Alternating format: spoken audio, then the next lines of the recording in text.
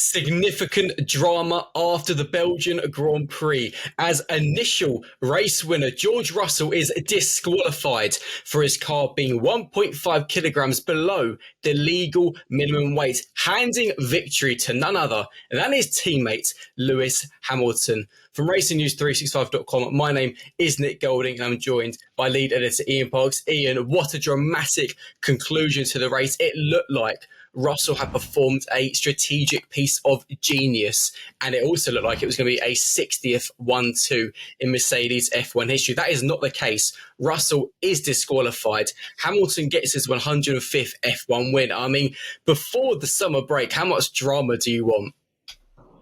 Precisely. You couldn't have called it. It was quite a fascinating race when you think about it, Nick, the way it all unfolded.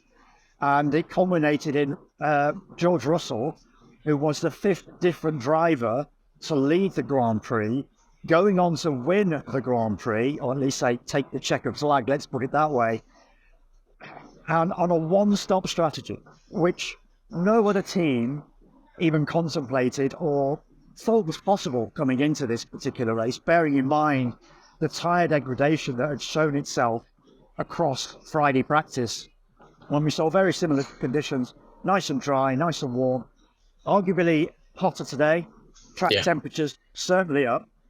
Yet George Russell went and did 32 laps on a set of hard tyres to go and win this Grand Prix, as I say, to take the checkered flag.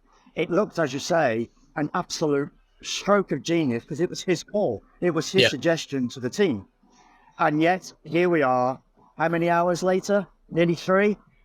Something like that. Nearly 3 hours. It's one of those, we've talked about this before. I remember, Nick, after Monaco, qualifying there with the Haas, when it's a technical infringement, it is a slam dunk penalty. And in this case, it's disqualification for George Russell. Lewis Hamilton is now the winner. So still a Mercedes victory, and a Mercedes victory on merit, it has to be said, because Lewis's strategy was also superb, pulling off a really good two-stop performance. But nevertheless, it's not the 1-2 that they obviously were celebrating initially when their drivers crossed the line less than half a second apart. It really was. You couldn't make this up, given this is the final race before the summer break. And what was also quite badly ironic in Russell's case is that he posted a celebration post on social media as the summons came in, which is quite unfortunate timing. Do Mercedes have any inkling as to what caused Russell's car to be 1.5 kg underneath the minimum limit? Okay, so let's just take you through the basic facts first of all as to why this has taken place. Car plus driver weight has to be 798 kilograms at the end of a Grand Prix. When the weight was taken for George plus car, it was exactly 798 kilograms. However, once the fuel sample was taken out of the car was then found to be 796.5 kilograms, therefore 1.5 kilograms underweight. The weights were taken by the FIA on not one but two weighing systems, the inside one and the outside one. They have one inside the garage, they have another one just outside. And these weights were then verified by Mercedes team manager Ron Meadows. So, as I say, it is basically a slam dunk penalty. The theory behind this is that actually George Russell's genius one-stop penalty cost him this disqualification because of the rubber lost from his four tyres having run so long. As remarkable as that sounds, it was actually something that was suggested to Christian Horner just as he was leaving the paddock, and he confirmed after what they saw on Friday from the dry practice sessions on that day, that sure enough, the tyres were losing, the rubber coming off was just over about 1 kilogram. Now, when you add in the fact as well that what is unique about Spa is that there is no celebration lap after a driver has won a Grand Prix. Basically, they cross the line and they do a U-turn at what is ordinarily the pit exit, and they come back down the pit lane in reverse effectively. park their cars in park firm A, and then everything unfolds from there. So there was no rubber pickup. Now, if you can imagine, especially with George being the lead driver, the amount of rubber he would have picked up across the 7 kilometers of this circuit, another factor to take into consideration as well. This is the longest circuit on the F1 calendar. The combination of the rubber loss on severely worn tyres, plus the rubber pickup, if you had the opportunity to do it, might just then have saved him from this disqualification. As it was, it hasn't. As I say, technical rules, black and white, slam dunk, no coming back from this. And to highlight just the situation, ordinarily when you get technical situations like this, they can go on. We could be waiting for hours for a verdict if a team has decided to argue it. Mercedes on this occasion, they have no argument.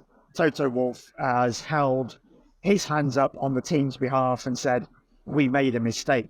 Because the situation is, you are basically running on low fuel and you're using fuel as the ballast. Well, obviously, you can't do that. So that's why the measurement has to be taken with the fuel sample. And obviously, the car was found to be 1.5 kilograms underweight overall. It is massively unfortunate, and also unfortunate that obviously the announcement came after the media ban had taken place, after the press conference. George Russell was on a real high. Lewis seemed not so much, because actually he was the driver that led the majority of the race. Looking ahead into the summer then, given what's happened, do you think George is this a big setback for him, given that it was such an incredible performance, such an incredible, decision to make? And obviously on the Lewis side, he seemed disappointed with second almost, and it's kind of weird that George now has to hand him the trophy, given that George has had all the positive comments and Lewis not so much after the race.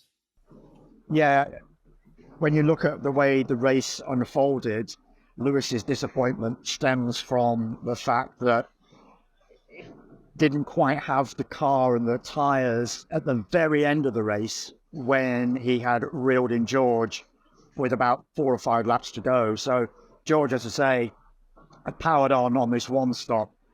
And obviously when Lewis then came in to complete his second stop, put on another set of fresh, hard tyres, reeled in George, managed to get within DRS. But as we saw across this race, throughout this race, the DRS was not as powerful as it has been ordinarily. That's because for this particular Grand Prix, the FIA had recognised that the DRS had become way too powerful, that overtakes were far too easy to complete. Well, going down the Kemmel Straight, they'd shortened the distance before the DRS eventually opened after having come through the detection point. So that meant that the overtakes going into the chicane we didn't see as many on this particular occasion. And it's why you saw the likes of Lewis unable to overtake George right at the end, even though we've got considerably fresher tyres. Why we couldn't see Lando Norris overtake Max Verstappen, not once, but through 2 stints on his much fresher tyres as well. Simply because, as I say, DRS not as powerful. Just getting back to your question regarding Lewis, I think he will be happy now that he's got the win, but of course it's an inherited win on the back of a disqualification for a teammate. But as we said with George's win in Austria, that came on the back of the collision between Lando and Max there very late in that race, you still got to be in it to win it. You've got to be there at the checkered flag. Lewis is there right behind George, and even though he didn't get to overtake him on track to secure the victory, this is still a very merited victory nonetheless. It's one that you can't say, as in George's case, that struck a little bit lucky. This was a deserved victory for Mercedes at the end of the day, even if it was Lewis that got the victory rather than George.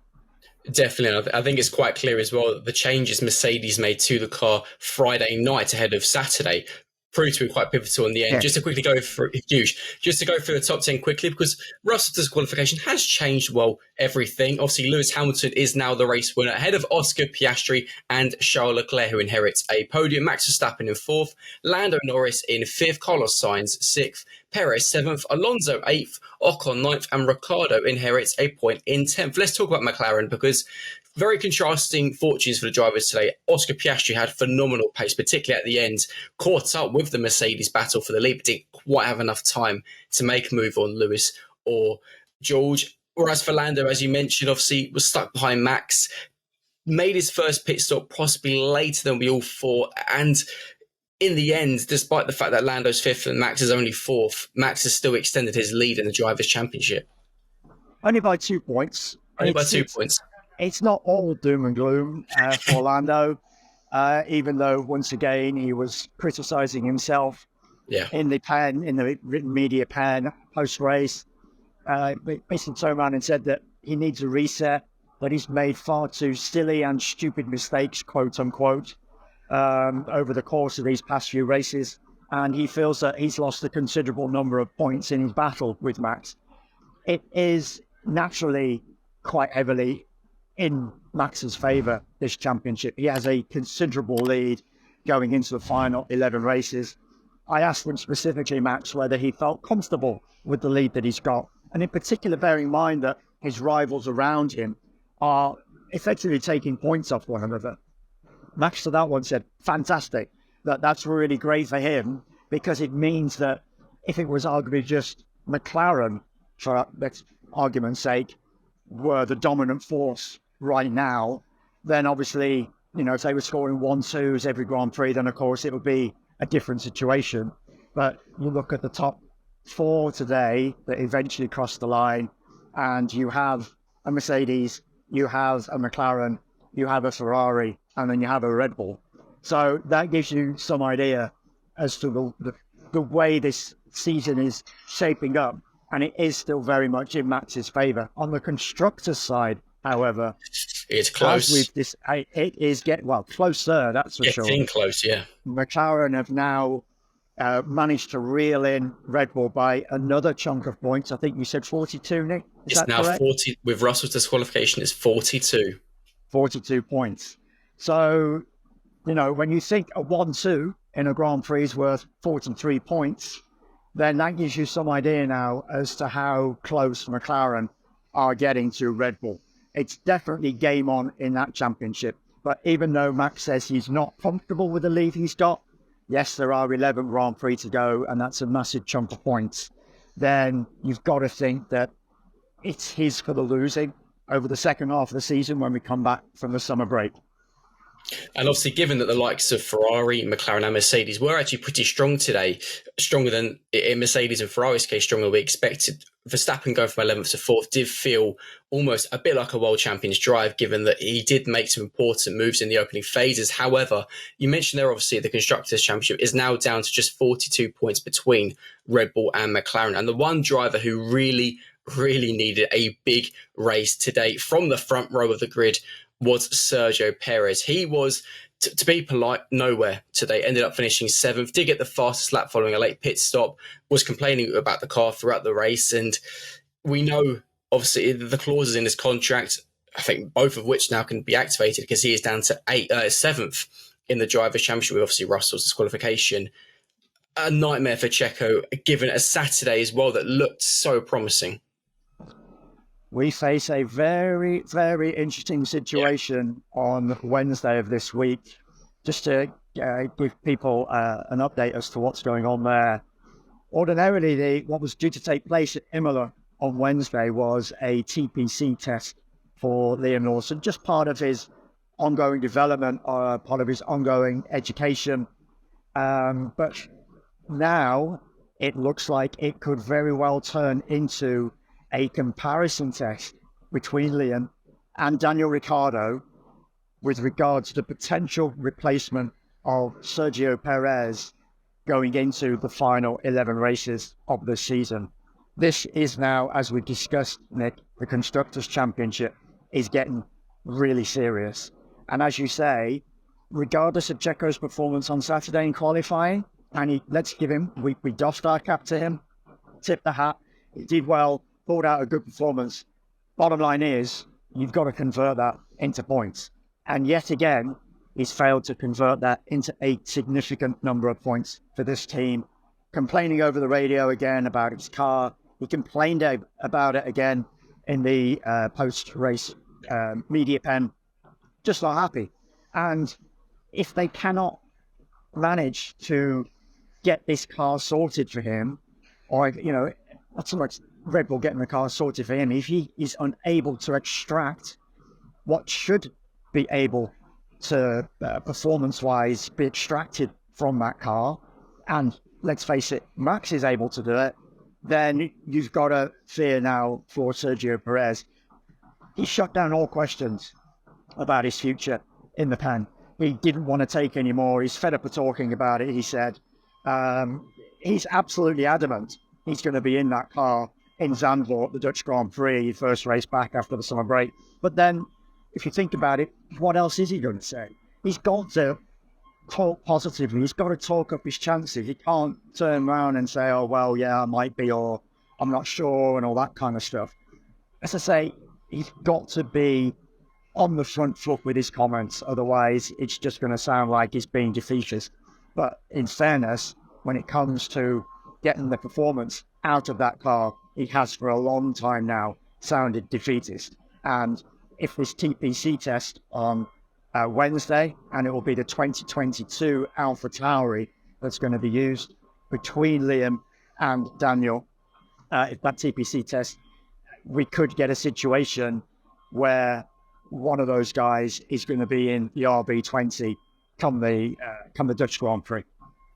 Well, a good time then for Ricciardo to manage to get a point in P10. Given that something that was really interesting today, and we'll talk about this more on the podcast, is that very much, if we're including Russell, the top 8 was locked out by the top 4 teams. And there was a significant gap to the lower half of the grid. Ian, as always, amazing stuff. Enjoy the summer break. The same goes to our viewers. It has been a long first half of the year. Let us know your comments below on anything that happened in the race or any of our talking points today. Do you think Sergio Perez will be racing for Red Bull in the second half of the season?